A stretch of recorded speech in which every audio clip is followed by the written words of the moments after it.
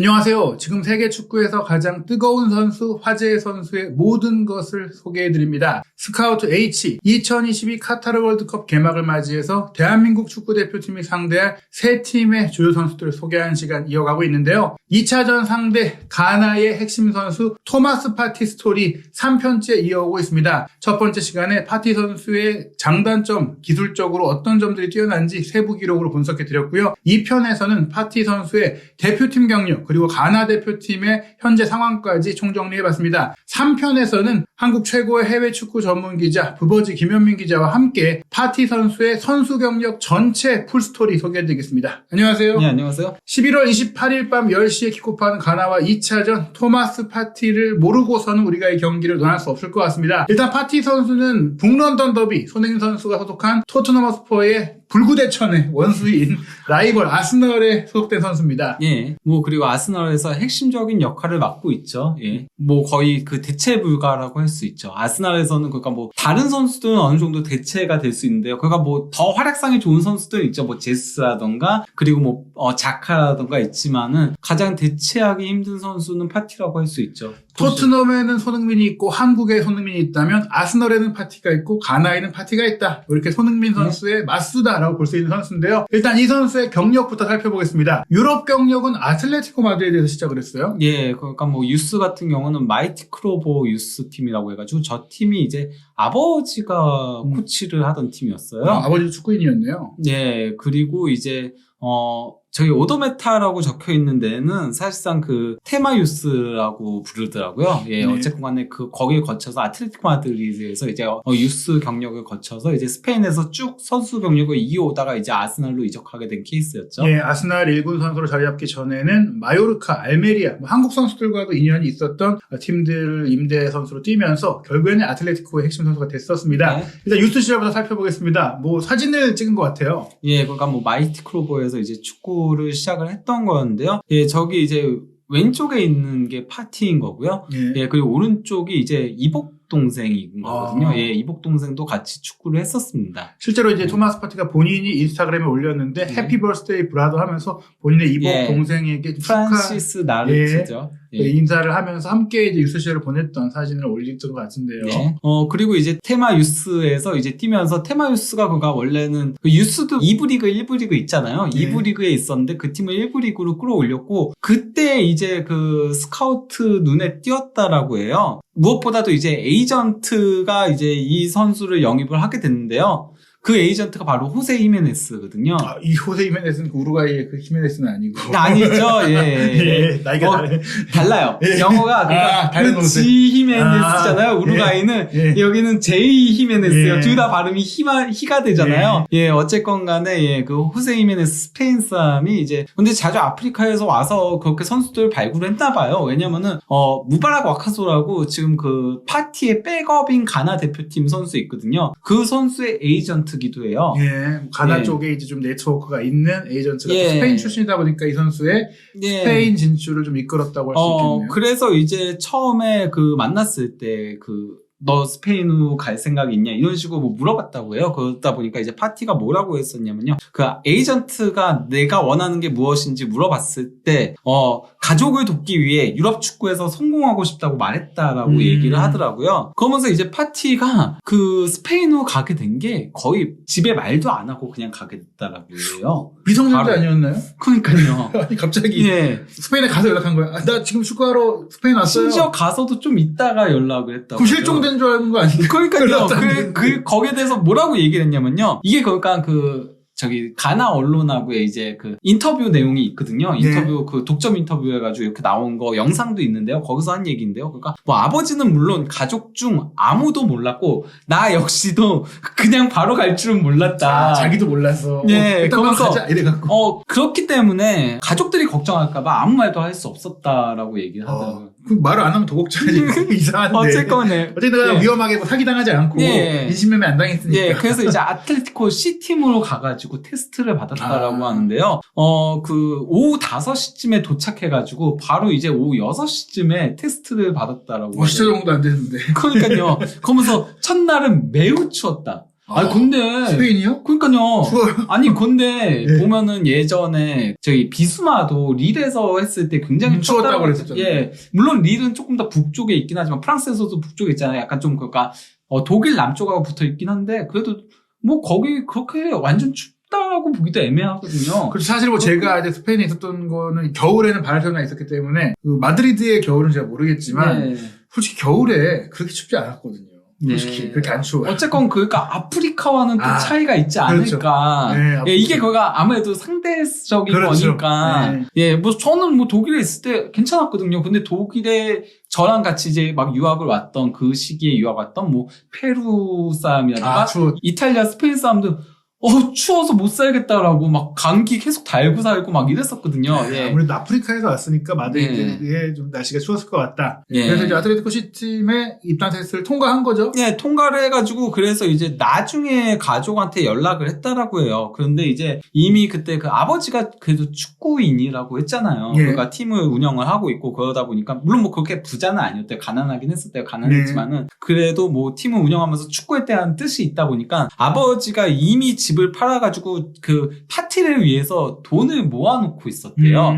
돈을 모아놓고 있었기 때문에 자기의 결정을 따라줬고 항상 따라줬었고 그래서 많은 비용을 들이긴 하셨지만은 아버지께서 그래도 어쨌건 스페인에 머물고 2달 만에 그 축구화를 선물로 보내주기도 하고 했었다라고 가족들에게 내가 이제 돈을 벌어서 아니요, 그 아버지가 보내줬다는 거죠. 네, 아버지가 이제 아틀레티코 마드리드 성공해라 하면서 비싼 축구화였겠죠. 예. 돈 모아서 한 거니까 최고급 축구화를 신고 하잖아요. 그리고 이제 생활비를 유지할 수 있게 그렇게 돈을 보내줬다라고 하더라고요. 그래서 이제 아틀레티코 마드리드의 C팀의 입단 테스트를 통과해서 본격적으로 프로 경력은 아틀레티코 마드리드 B팀, 즉 2군 팀인데 예. 스페인은 2군 팀이 이제 프로 리그를 뛰니까 그렇죠. 예, 3부 리그에서 뛰죠. 그러니까 오자마자 그냥 바로 B팀으로 승격을 했어요. 그러니까 재능이 있었는지, 그리고 또 바로 주전으로 뛰었어요. 예, 지금 출전 시간 보니까 진짜 주전입니다. 33경기에 2,793분이니까 이 정도면 그냥 주전 아니고 닭주전. 예. 거의 완전히. 그리고 그것도 빠진 게 그러니까 경고 누적으로 그러니까. 빠지고 퇴장으로 빠지고 퇴장이 2장이에요. 예, 경고를 많이 받았네. 거칠었네. 근데 이제 4골이나 넣었어요. 네. 국미였나? 이때도? 아니요, 중미랑 수미였어요. 예. 중미랑 수미였는데, 어쨌건 간에, 그러니까,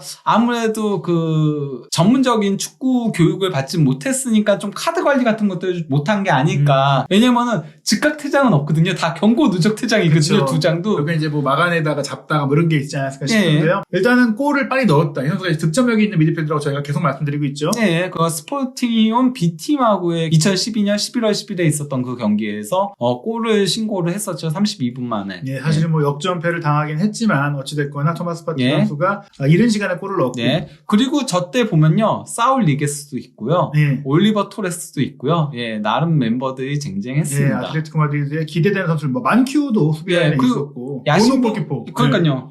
보누 같은 경우는 똑같이 아프리카에서 넘어온 거겠죠? 예, 예, 결국은 모로코니까. 기대되는 선수들이 많았던 아틀레티코의 2군 팀이고 뭐 스포팅 히온 같은 경우도 1, 2부 리그를 오가는 괜찮은 팀이기 때문에 좋은 팀과의 맞대결에서 예. 팽팽했다. 그리고 이제 뭐 2% 2군보다 좀 더 높은 리그를 경험하기 위해서 3부 리그에 있었으니까 마요르카가 그때 2부 리그에 있었는데 예. 그 마요르카로 이제 임대를 떠납니다. 예, 그러니까 뭐 한 시즌 만에 임대를 떠났는데요. 저기 보시면 아시겠지만 맨 옆에 있는 선수가 제라르 모레노. 예. 똑같이 임대를 왔었어요. 예. 그때는 비아레알 소속이었다가 예. 나중에 이제 에스파뇰로 이적했다 다시 비아레알로 돌아온 케이스인데요. 어쨌건 간에 저 때는 비아레알 소속으로 임대를 왔었고요. 예, 그리고 또 이제 그 옆에 있는 선수가 이에다가 그 아키로라고 예. 뭐 일본 대표팀에서도 3경기 출전한 경험이 있는 측면 공격수기도 했고, 나름 이때 마요르카에 또 아센시오도 있었고요. 예, 아세지오는 마요르카 최고의 그 그렇죠. 프로듀서 출신 선수잖아요. 그렇죠. 예, 은수에도 있었고 나름 좀 화려했어요 이때. 이때 보면 약간 느낌이 재밌는 게 지금 마요르카에 사실 지난 시즌으로 기준으로 보자면 쿠보 선수도 있고 바바도 있었듯이 지금 그때도 네. 일본 선수, 아프리카 선수가 있는데 네. 뭐 지금부터 이강인 선수가 있지만 그 영입 기조가 좀 비슷한 것 같아요. 네. 스페인의 다른 명문 팀에서 임대 온 선수 그리고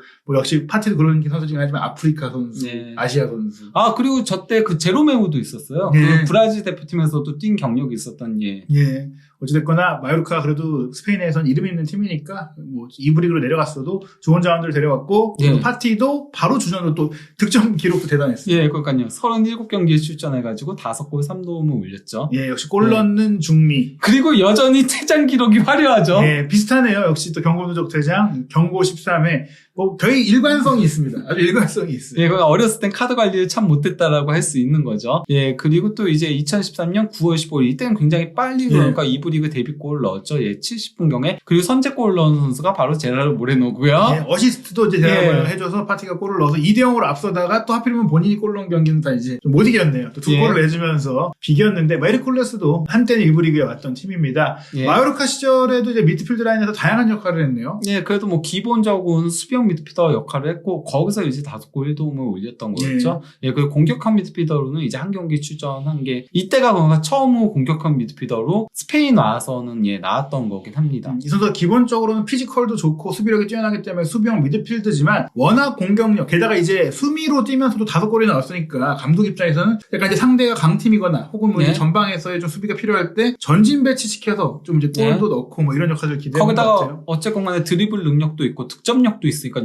수비형 미드필더에서 5골 넣으면은 흔치 않아요. 전진 배치 시키고 싶어지죠. 그렇습니다. 솔직히 이 정도 골을 못 넣는 공격수들도 꽤 많습니다. 한 시즌에. 그래서 파티가 어렸을 때부터 이런 좀 공격력 있는 그 미드필더였다는 걸 보여줬고 그리고 마침내 이 마요르카에서의 활약을 바탕으로 알메리아로 임대가 되죠. 1부 리그 팀인데 뭐 알메리아는 우리가 왜 한국 선수 얘기했냐면 김영규 선수가 뛰었기 때문인데요. 일단은 뭐 알메리아 임대 기간도 뭐 좋았죠. 예, 뭐 또 주전으로 뛰면서 4골을 기록을 했습니다. 역시 뭐 이번에 퇴장은 없었지만 경고를 열세지 않고 경고 누적 징계를 받는 정도의 이제 경고를 받았다.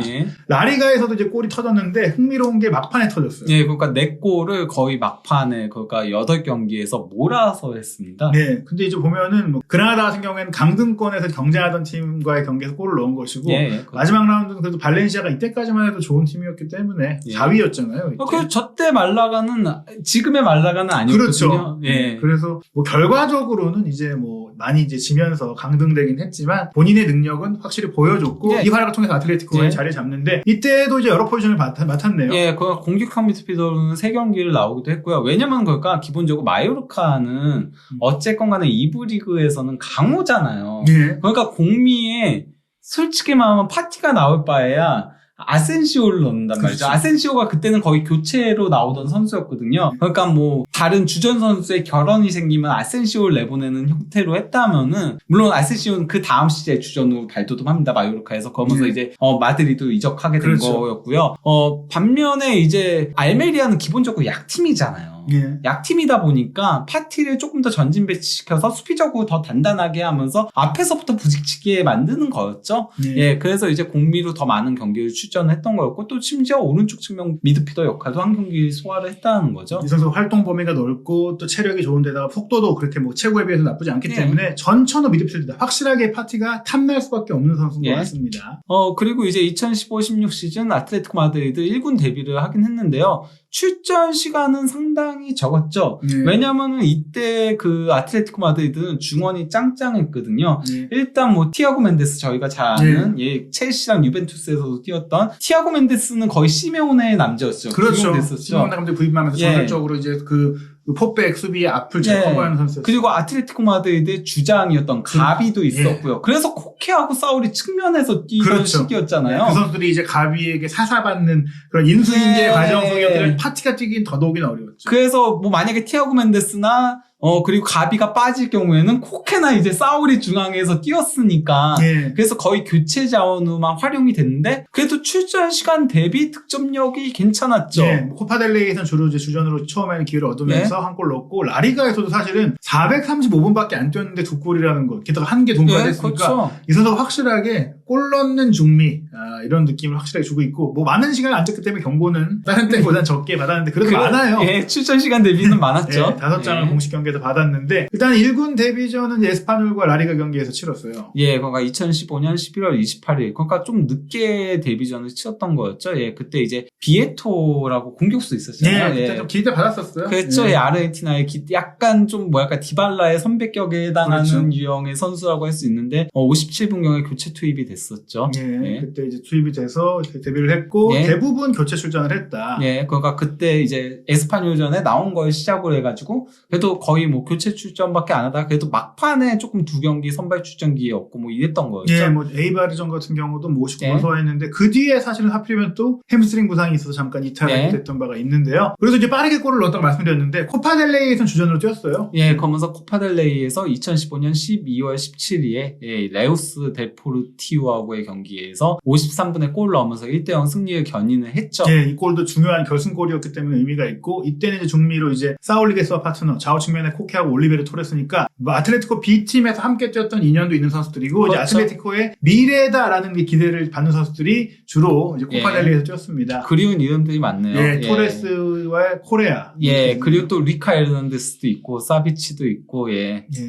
뭐 결국에는 이제 이 선수들도 사실은 짱짱해요. 모야 골키퍼도 라리가에서 잔뼈가 굵은 선수고요. 예. 그리고 이제 이 시즌에는 챔피언스리그도 경험을 했어요. 예, 뭐 물론 챔피언스 리그도 거의 앞에는 나오지 못했었죠. 16강까지 나오지 못하다가 그래도 8강부터 기회를 얻었고 예, 그래서 결승전에도 짧게라도 교체 출전하긴 했어요. 예, 뭐 예. 연장 접전까지 가고 승부 차이까지 갔기 때문이지만 어찌됐거나 체력이 떨어졌을 때 좀 힘을 실어줄 수 있는 그런 선수를 투입하는 과정에서 예. 바르셀로나, 바이에른 뮌헨, 레알 마드리드 상대했으니까 짧은 시간 뛰었어도 뭐 의미 있는 경험이 근데 있습니다. 거의 이제 수비 강화로 넣긴 예, 했죠. 그렇죠. 예, 왜냐면 붙이기까지. 측면에다가 넣고 예. 이랬으니까. 예. 그래서 뭐 해당 시즌에는 물론 뭐 수비형 미드필더로 가장 많이 나오긴 했지만 바로 저런 굳히기로 나온 것들 때문에 측면 오른쪽 측면 미드필더로 3경기 그리고 왼쪽 측면 미드필더로 1경기 이렇게 나오는 경력이 있는 거죠. 어찌됐거나 피지컬이 좋고 또 체구에 비해 빠르다는 점에서 여러 역할을 볼 수가 있었는데요. 예. 2년차 시즌까지도 그래도 출전 시간이 아주 많지는 않았습니다. 예, 이때까지도 아무래도 뭐 기존 선수들이 있었고 워낙 잘했었다 보니까 예, 출전 기회를 많이 얻지는 못했었죠. 예. 그래도 뭐 출전 시간 대비는 뭐 라리가에서도 1골 2도움을 올렸고 코파델레이에서는 주전으로 나오면서 2경기 연속 도움을 기록하기도 했었죠. 예, 그러면서도 역시 출전 시간 대비 많은 경고를 예. 받았는데요. 어찌됐거나 이 시즌 같은 경우에는 라이트백으로도 뛰었어요. 예, 물론 4경기긴 했지만요. 예, 뭐 팀 사정 때문에 이제 오른쪽 풀백 역할도 수행을 하면서 예, 다양한 역할을 갈수록 많이 맡아갔다는 예, 거죠. 이 선수가 이제 풀백까지 맞고 측면까지 맞는다는 건 확실하게 스피드도 이제 떨어지지 않는다는 걸 예. 보여주는데 일단은 이제 티아고 멘데스가 은퇴하면서 주전 자리를 얻게 됩니다. 예, 그러니까 그 전까지는 사실상 티아고 멘데스 때문에 못 나왔다라고 봐도 무방하거든요. 하지만 이게 이제 티아고 멘데스의 마지막 경기였어요. 그래서 이제 선수들이 다 이제 축하해주고 있는 건데, 예, 그런데 이제 파티도 이렇게 오고 있는 거죠. 그리고 이때까지 딱 등번호 22번, 티아고 멘데스 5번이죠. 바로 그 등번호를 물려받게 됩니다. 사실은 다른 미드필더들도 많았지만 그 많은 선수들을 제치고 이 번호를 받았다는 것은 구단 내에서도 기대가 컸다는 거 아닙니까? 예, 그렇죠, 예. 그러면서 바로 이제 주전으로 발돋움하게 됩니다. 출전 시간이 비약적으로 그냥 그 티아고 멘데스 자리를 꿰찼다고 봐야 될 것 같아요. 예. 거기다가 카드 관리도 이제는 어느 정도 하기 시작을 한 거예요. 6장으로 줄어들었으니까요. 예, 득점도 예. 여전히 또 잘했고요. 예, 그러니까 뭐 출전 시간 보시면 아시겠지만은 확고한 주전으로 나선 거였거든요. 그러면서 특히나 이제 카라바카구의 챔피언스리그의 경기에서 그 10월 30일에 있었던 챔피언스리그 데뷔골도 기록을 했죠. 예. 그것도 동점골로 넣었죠. 예, 의미 있는 골들을 넣는다. 이제 득점에 이제 순도가 높다라고 볼 수 있겠고 챔피언스리그에서는 아쉽게 떨어졌지만 유로파 리그에 가서도 좋은 활약을 했어요. 예, 유로파리그에서 물론 결승전은 아쉽게 2분 출전에 그치긴 했지만은 그 전까지 굉장히 중요한 역할, 특히 아스날하고의 네. 경기에서 예, 저때 특히 라이트백으로 나와가지고 그때 조금 우려가 많았거든요. 그 측면뿐만이 아닌 아틀레티코 마드리드가 수비 쪽에 결혼이 되게 많았어요. 그래서 야, 이 경기 위험한 거 아니야? 이런 얘기들이 있었는데 오른쪽 풀백 역할을 상당히 잘 수행하면서 그러면서 승리를 견인했고 이때 그 아스날이 파티를 점 찍었다는 얘기들이 많았죠. 예, 예. 두 번의 경기에서 한 경기는 본래 포지션이 중미로 뛰었고 예. 한 경기는 라이트백으로 뛰었는데 이 다재다능함에 반했고 사실 이제 조별리그 챔스 로마전도 라이트백으로 나와서 팀의 승리를 예. 이끌었기 때문에 이 선수가 확실하게 가진 게 많다라는 걸 좀 확인한 것 같고요. 예. 결국엔 또 유로파리그 우승을 했어요. 예, 그러면서 첫 우승을 차지하게 됐었죠. 물론 뭐 결승전에는 2분밖에 못 나왔다고 하더라도 그 전까지 해준 게 있으니까. 그렇죠. 충분히 예. 이렇게 기념사진을 찍을 자격이 있습니다. 네, 그렇죠.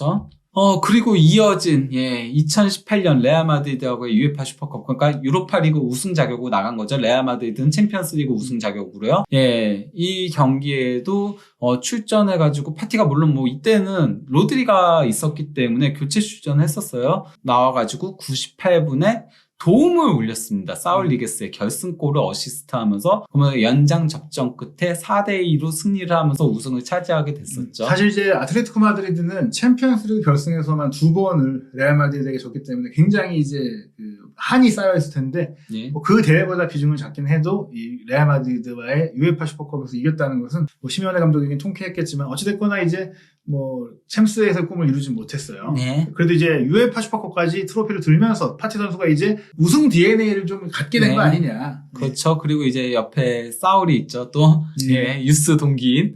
그러면서 뭐 2018-19 시즌에도 주전으로 활약을 했습니다. 예, 뭐 물론 출전 시간이 다소 줄어들긴 했었거든요. 왜냐면 이때는 로드리가 거의 떠올랐죠. 핵심이었기 때문에 로드리의 파트너로 다른 선수들이 돌아가면서 나오다시피 했어요. 하지만 그래도 파티가 가장 많이 나오긴 했었죠. 예, 물론 뭐 상황에 따라서 사울이 나오기도 하고 코케가 나오기도 했지만 이 선수들은 또 측면에서 뛰기도 하고 사울은 측면 수비까지 그렇죠. 소화를 했었잖아요. 32경기 3골 4도움으로 상당히 예, 준수한 공격 스탯을 올렸습니다. 네, 뭐 득점 기록은 이전보다 떨어졌다고 할 수 있어도 도움을 또 많이 했기 때문에 여전히 공격 능력, 득점 창출 능력이 있는 선수로서 모습을 보여줬고 애틀레티코에서의 마지막 시즌에도 이제 비슷하게 뭐 주전급으로 많이 활약을 했습니다. 예, 이때는 뭐 확고한 주전으로 뛰었죠. 로드리가 떠났기 때문에. 그렇죠. 선수가 너무 반짝 떴는데 너무 원하는 팀들이 많아 나오면서. 네, 그래서 바이에른 간에 하다가 뭐 맨시티가 이제 결국 데려가면서 그러면서 이때는 도리어 파티를 중심으로 그 파트너를 누굴 짜느냐가 이제 관건이었던 시즌이었죠. 사실은 그 전까지만 해도 이제 코케가 이제 많은 기대를 받았지만 실질적으로 파티가 갖고 있는 그 피지컬 능력이 워낙 대단하다 보니까 파티 선수가 이제 많은 각광을 받았고 그러면서 또 이제 파티도 결국에는 프리미어리그에 관심을 받게 됩니다. 네, 근데 이제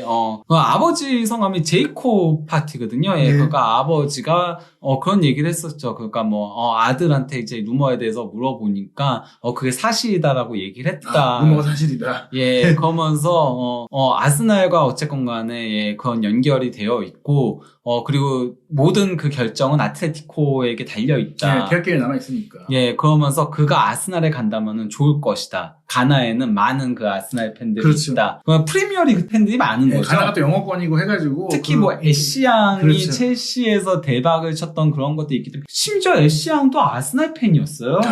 예, 원래 사실 아스날 팬일 수밖에 없는 게 벵거 감독이 이끌었던 그 무적의 아스날이 인기가 워낙 많았잖아요. 이 선수들이 어릴 때는. 어쨌건 간에 어떤 의미에서는 아프리카 선수들을 적극적으로 먼저 데려왔던 거는 아스날이었으니까요. 그래서 콜로투레라던가 뭐 이런 케이스도 있었고. 그리고 기본적으로 아스날에 뛰었던 프랑스 선수들 그리고 티에리 앙리 같은 선수들도 좀 흑인이다 보니까 아프리카 내에서 인기가 많았습니다. 그래서 비에라도 있고. 그래서 만약 그가 아스날로 가게 된다면은 행복할 것이다. 막 이런 얘기들을 했던 거였죠. 근데 이게 아틀레티코 입장에서 별로 기분이 안 좋을 수 있는데 사실 이 아스날의 이적에 대해서 아틀레티코에게 달려있다고 해도 바이아웃이 있어서 그렇죠. 파티한테 달려있던 거예요. 아니 근데 어쨌건 간에 그 바이아웃 금액이 싼 금액은 아니었으니까요. 그것 때문에 솔직히 말하면 협상이 길어지고 있었죠. 예, 그러니까 아틀레티코 마드리드는 데려갈 거면은 바이아웃을 내놔라. 그거 아니면 우린 못 판다. 그래서 결국 초반에 3경기에 출전을 하게 됐었죠. 이때가 코로나 때문에 연기됐었기 때문에 그래서 1, 2라운드는 아예 없었고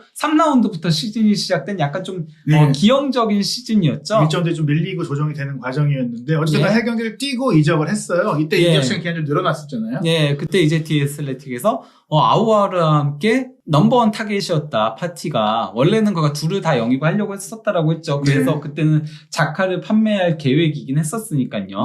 예, 그러면서 2019년부터 미팅을 했었고, 그리고 파티는 이미, 마드리드에서부터 아스날 경기들을 봤고, 예, 그리고 아틀레티코 마드리드는 그 아스날의 그런 것들에 조금, 기분 나빠하고 뭐 그런 것들이 있었다라고 했지만은 결국은 바이아웃 조항. 5천만 유로를 들여서. 사실 그 스페인의 빅클럽들도 이렇게 바이아웃 조항 때문에 선수를 뺏긴 일들이 생기니까 요즘에는 아주 비싼 바이아웃을 주문하고 있긴 하는데 사실 아틀레티코 입장에서 자존심을 상할 수밖에 없는 게 아틀레티코 마드리드는 이제 스페인에서 빅3까지 올라온 팀이고 챔스 결승까지 올라가던 팀이잖아요. 그렇죠. 그리고 챔피언스 리그를 나가는 팀이었는데 아스날은 유로파 리그 나가던 팀이었죠. 이때는. 사실 어떻게 보면 이제 리그 간의 이제 위상 차이를 느낄 수밖에 없는 상황이 오니까 아틀레티코 입장에서 자존심이 상하는데 또 선수가 결국에는 가고 싶다고 한 거니까. 물론 이제 여기에는 개인적인 연봉 조건이라든지 뭐 여러 가지 부분들이 있겠지만 어찌됐거나 파티는 프리미어리그 진출을 원했고 그리고 가게 됐습니다. 파티는 아스날을 원했다는 얘기들이 많죠. 예. 그래서 다른 팀도 갈 수 있었으나 그 아스날을 선택했다는 얘기들이 많았으니까요. 그래서 이적 시장 데드라인까지 끌고 갔던 거였고요. 사실 아틀레티코 입장에서 이때 로드리를 지키고 파티를 지켰다면 더 좋은 그 구조를 이어갈 수 있었을 텐데 시메오네 그렇죠. 입장에서는 굉장히 화가 났던 예. 시즌이었어요. 특히 코케아 사울이 갈수록 떨어지고 있었어요. 예, 그러니까 정말 많은 기대를 가지고 있었는데 너무 돌렸어, 네. 걔네들은. 그러니까 어찌됐거나 이제 로드리와 파티는 뺏긴 거거든요. 어떻게 보면 예, 아틀레티코 그렇죠. 입장에서는 팔고 싶었던 게 아닌데요. 예. 어쨌건 간에 아틀레티코 마드리드 구단 역대 최고 이적료 4위에 해당하는 기록이었고요. 근데 이 보면은 앙투안 그리즈만도 사실은 이게 굉장히 아틀레티코 팬들에게 이제 상처를 남긴 바이아웃으로 그 예. 그리즈만 직접 와서 예. 내고 가는 사건이 있었고 로드리도 정말 기대를 하고 있던 이제 새로 떠오른 선수인데 맨시티가 돈으로 질러 데려왔고 다 바이아웃이에요. 미카 에르난데스도 사실 기대했던 수비 라인의 전천후 자원인데 바이에른 뮌헨이 8.8주로 줄여서 그러니까 아틀레티코 마드리드는 이제 셀링 클럽이 아니고 우리도 레알 바르사급이야 하고 올라섰는데 선수들이 아니야 우린 갈 거야 이렇게 된 거예요. 위에 4명이 전부 다 바이아웃으로 나갔으니까요. 지금 이 선수들 면면을 보면 진짜 얼클입니다. 토레스, 뭐 디에고 코스타, 아구에로, 저기 잭슨 마르티네스만 망해가지고 잘 팔았죠? 잘 판 거죠. 중국에 아주 잘 팔았죠? 예. 영입해가고 큰 기대가 있었는데. 예. 그러니까 피볼 뻔했는데, 예. 왜냐면 아틀레티코 마드리드도 비싸게 영입했었거든요. 팔카고 나가갖고. 예, 그래서 피볼 뻔했는데 저건 정말 잘 팔았고, 그리고 뭐 아르다 투안도 결과적으로 잘 팔았죠. 팔았죠. 예. 정말 이게 치면 사람들이 잘 쓰다가 예. 바르셀로나 데려가갖고 이제 폭망한 뭐 그런 케이스인데요. 예. 어찌됐거나 이제 아스날 입장에서도 아주 비싼 이적료입니다 이게. 예, 이게 그러니까 뭐 현재로서는 구단 역대 최고 이적료 6위인데요. 당시로 놓고 보면요 4위였어요. 예, 제주스를 지난 여름에 영입을 했고 또 이제 베나이트도 그 전 여름에 예, 영입을 했고 그렇죠. 니콜라 페페는 이제 대표적인 눈탱이 맞죠. 그렇죠. 악인 줄 알았는데. 저게 아직까지 예. 악린 줄 레프트죠. 알았는데. 예. 마시알 페페 아주 대단한 프랑스산은 믿고 쓰는 거에 대한 그 인식을 이제 깬 거죠. 그리고 뭐 라카제트도 이적료 대비로 생각하면은 역시 프랑스의 예, 피해를 봤다라고 네. 볼 수 있고 자카는 실패한 영입인가 했는데 이번 시즌 보면은 그래도 도리어 예, 예, 예. 성공한 영입 쪽으로 가고 있는 것 같고 그리고 이제 무스타피가 가장 실패한 영입이라고 할 수 아니구나 페페가 있구나 페페 때문에 네, 예, 모든 예. 거를 다 상세하게. 예, 라카제트보다는 무스타피가 더 망했죠. 페페는 아직 아스날 소속이잖아요. 예. 근데 아스날에서 뭐라고 있는지 아무도 모르죠. 그렇죠. 어디서 뭐라고 있는지. 이러면서 이제 파티의 또 데뷔전이 맨시티를 상대로 이제 프리미어리그에서 있었어요. 예, 뭐 오자마자였다 보니까 아무래도 교체 출전을 했었고요. 83분경에 자카를 대신해가지고 투입이 됐었죠. 예, 그래서 예. 이제 0대1로 졌고, 그 다음에 이제 유로파리그. 예, 라피드 비나고의 유로파리그에서 첫 선발 출전했습니다. 이게 그냥 뭐 4일 뒤에 있었던 경기였거든요. 예. 예, 그리고 첫 선발 출전해가지고 굉장히 좋은 활약을 펼쳤어요. 예, 오자마자 바로 이제 뭐 공격 진영의 패스 성공이 최다였고요. 50회로요. 그리고 태클 성공도 최다였고요. 그리고 공중볼 획득도 최다였고요. 볼 소유권 획득도 최다였고요. 예, 뭐 라피드 빈이 뭐 대단한 팀은 아니지만 어찌됐거나 아스날 내에서 정말 독보적인 모습을 보여줬다라고 볼 수 예. 있고요. 그리고 이제 프리미어리그 경기에서도 처음 선발 출전을 했습니다. 예, 레스터 시티하고의 경기에서 선발 출전해가지고 이 경기에서는 0대1로 패하긴 했는데 예, 뭐 이 경기 자체는 그래도 파티가 그렇게 못한 경기까지는 아니었죠. 아직까지는. 그리고 레스터시티가 지금이야 무너졌지. 그렇죠. 이때까지만 해도 이제 잘 나가고 있고 계속 상위권 팀이었기 그렇죠. 때문에. 예, 4위 경쟁하던 팀이었죠. 예, 그래서 예. 이제 선전을 했다. 이때는 항상 마지막에 4위로 그렇죠. 예, 4위에서 밀려났었잖아요. 예, 마지막에 5위. 5위가 됐는데 예. 이때 레스터는 강한 레스터였다. 예. 그래서 뭐 아스날보다 순위가 더 높은 레스터였죠. 예. 이때의 레스터는. 아스날 13위였어요. 예, 그리고 곧바로 또 이어진 맨유전에서 이 경기에서 또 맹활약을 펼쳤거든요. 네. 예, 이 경기에서 뭐 볼터치 최다였고요. 그리고 볼 경합 승리 최다였고요. 그리고 볼 소유권 획득도 최다였고요. 드리블 성공도 최다였고요. 태클은 두 번째로 많았고요. 예, 여기 돌파 성공률 100%, 공중볼 경합 성공률 100% 등, 뭐, 라피드 빈과의 경기에 보여줬던 그런 모습을 맨유전에 그대로 보여줬기 때문에, 네. 이게 상대가 약했던 게 아니라 파티가 잘하는 거구나. 패스 성공률도 93%였죠. 예, 포그바와 맞대결이었는데, 중앙 지역에서 돋보였습니다.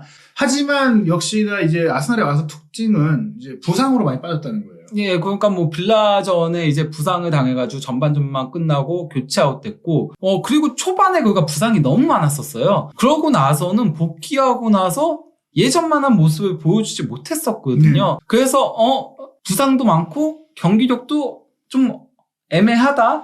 그러니까 뭐 이거 좀 실패한 영입 아니야? 약간 좀 이런 얘기가 나오긴 했었죠. 좀 아틀레티코 마드리드에서 좀 망가진 상태로 온 건가? 약간 이제 좀 떨어졌던 건가? 시메오네한테 혹사당하고 와가지고 이런 건가? 좀 이런 얘기들이 있었죠. 하지만 이제 2년차 시즌에는 초반에 부상이 있긴 했지만 경기력을 보여줬습니다. 뭐 2년차 때도 초반에는 별로 좋지 못했어요. 초반에는 물론 뭐 부상 여파가 있었으니까 그런 것도 있겠지만은 좀 아쉬운 모습들이 있지만 갈수록 좋아지면서 그러면서 아스날이 4위 경쟁을 하는 데 있어서 좋은 역할을 했었죠. 그러면서 파티가 뛰고 있을 때는 계속 4위에 있었거든요. 저기 31라운드까지 4위였는데요. 그때 그리고 또 이제 경기 내용적인 부분을 보더라도 뭐 아스날 내에서는 뭐 드리블 돌파도 최다였고 태클도 최다였고 그리고 볼 경합 승리도 최다였고 그리고 이제 소유권 획득도 최다였어요. 2022년 기준으로 부상 당하기 전까지.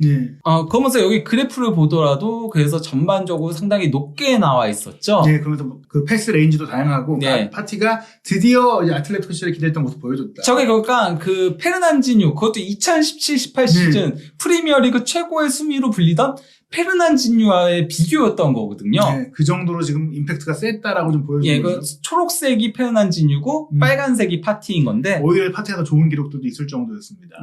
그랬는데 부상을 당했고 그리고 그 부상을 당하는 동안 9경기에서 그냥 빠져있는 동안 아스날이 5승 4패에 그치면서 그러면서 토트넘한테 막판에 그 4위 자리를 내주고 말았죠. 특히 이제 결정타가 된 게 부상으로 빠지자마자 브라이튼전, 사우스햄튼전을 연패를 당하면서 5위로 내려왔고 그 뒤에는 물론 이제 첼시와 맨유를 꺾으면서 상승세를 타다가 결정적으로 이제 토트넘과 북런던 더비에서 완패를 당할 때 파티뿐 아니라 너무나 많은 부상 선수들이 나오면서 흔들린 데다가 뉴캐슬전은 경기력 자체도 뭐 최악이었으니까 어찌됐거나 파티가 빠진 영향력이 이렇게 컸구나 하는 것을 느낄 수 있었죠. 그러면서 특히나 이 시즌에 어쨌건 간에 파티의 영향력이 얼마나 대단한지 확인할 수 있는 게 어떤 거냐면요. 파티가 출전한 프리미어리그 24경기에서 16승 2무 6패, 승률이 67%였고요. 경기당 승점이 2.1점이었어요. 이거는 그러면 상당히 높은 승점이었거든요.